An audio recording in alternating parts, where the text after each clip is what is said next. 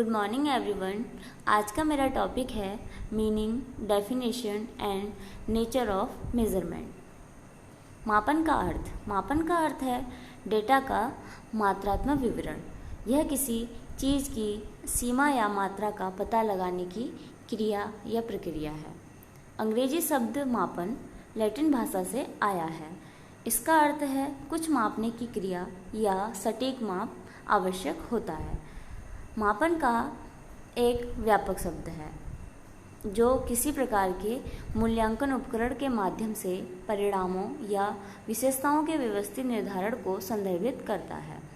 यह मात्रात्मक डिग्री प्राप्त करने की एक व्यवस्थित प्रक्रिया है जिसके लिए एक विशेषता एक व्यक्ति या वस्तु में मौजूद है। दूसरे शब्दों में, यह किसी व्यक्ति या वस्तु में किसी गुण या विशेषता के संख्यात्मक मूल्यों या आंकड़ों का एक व्यवस्थित असाइनमेंट है। मापन एक प्रक्रिया है जिसके माध्यम से टिप्पणियों को संख्याओं में अनुवादित किया जाता है। मापन प्रक्रिया की प्रकृति संख्याओं का उत्पादन करती है। मापन प्रक्रिया में पहला कदम मापन के तहत वस्तुओं, लक्षणों या घटना को परिभाषित करता है। शैक्षिक मापन उपलब्धि, रुचि, दृष्टिकोण, योग्यता, बुद्धिमत्ता और प्रदर्शन जैसे लक्षणों को अंकों का असाइनमेंट है। तकनीकी शब्दों में कहा जाए तो व्यक्तिगत छात्रों द्वारा अलग अलग मतों के लिए अंकों के पैटर्न का उपयोग छात्रों के तथाकथित पैमाने के स्थानों माप का पता लगाने के लिए किया जाता है। यह प्रक्रिया स्केलिंग का एक रूप होती है। अनिवार्य रूप से उच्च कुल स्कोर उच्च स्तर वाले स्थान देते हैं जो कुल अंकों के पारंपरिक और रोजमर्रा के उपयोग के अनुरूप होते हैं। मापन की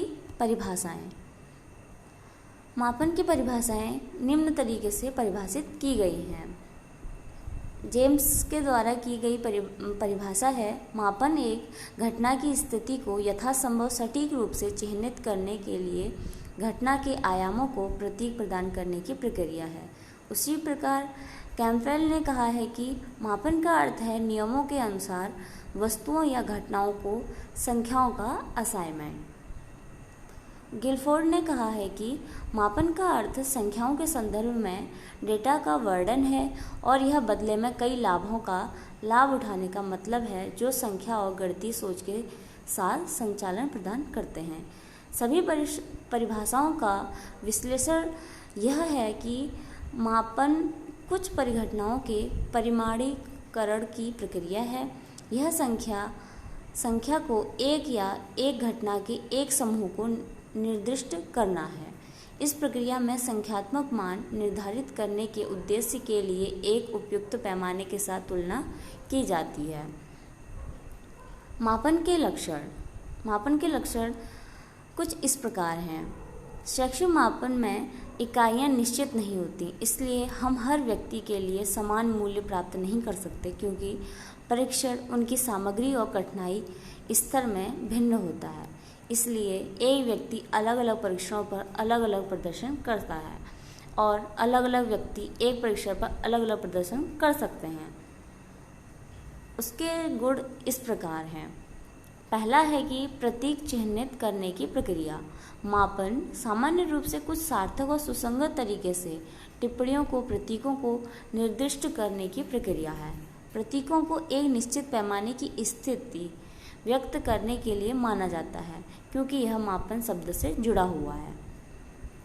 मापन की प्रक्रिया में अन्वेषण अपनी पसंद के नंबर नहीं देता है, लेकिन कुछ निश्चित और स्पष्ट नियमों के अनुसार भौतिक मापन में जब कोई मीटर इंच में सड़क या कपड़े की लंबाई को मापता है तो अंकों को असाइन करने के लिए नियम बहुत स्पष्ट होते हैं, लेकिन व्यवहार विज्ञान में मापन नियम आमतौर पर अस्पष्ट और कम स्पष्ट होते हैं।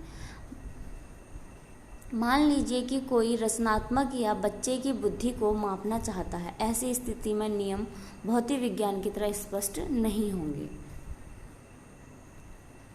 सेकंड पॉइंट है हमारा कोई पूर्ण शून्य बिंदु। मानसिक माप में कोई पूर्ण शून्य बिंदु नहीं होता है। यह कुछ मनमाने मानक के सापेक्ष हैं।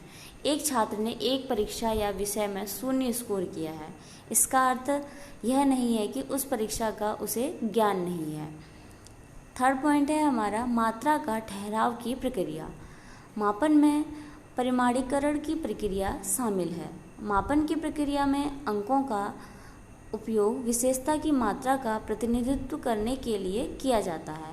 परिमाणीकरण यह बताता है कि किसी विशेष वस्तु में यह विशेषता कितनी हद तक मौजूद है।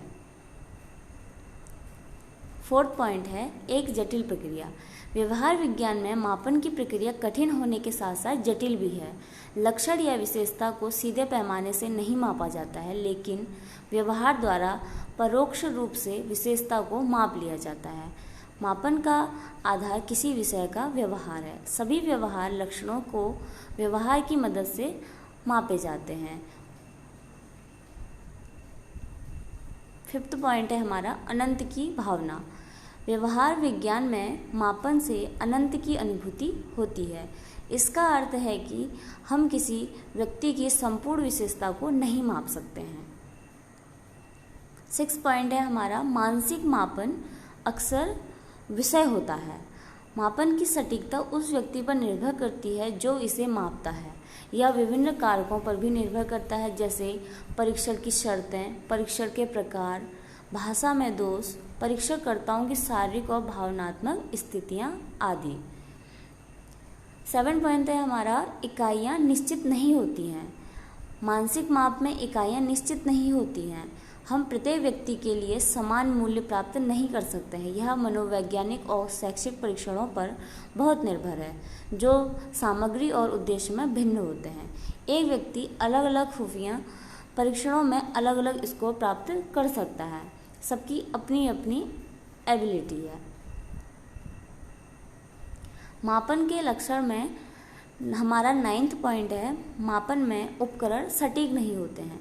शैक्षिक और मनोवैज्ञानिक मापन में उपयोग किए जाने वाले उपकरण कभी भी सटीक नहीं होते हैं, बल्कि वे अनुमानित होते हैं। और हमारा लास्ट पॉइंट है शारीरिक मापन की इकाइयां मौलिक हैं। भौतिक मापन में इकाइयां मौलिक हैं, लेकिन मानसिक मापन में मामले में वे व्युत्पन्न हैं।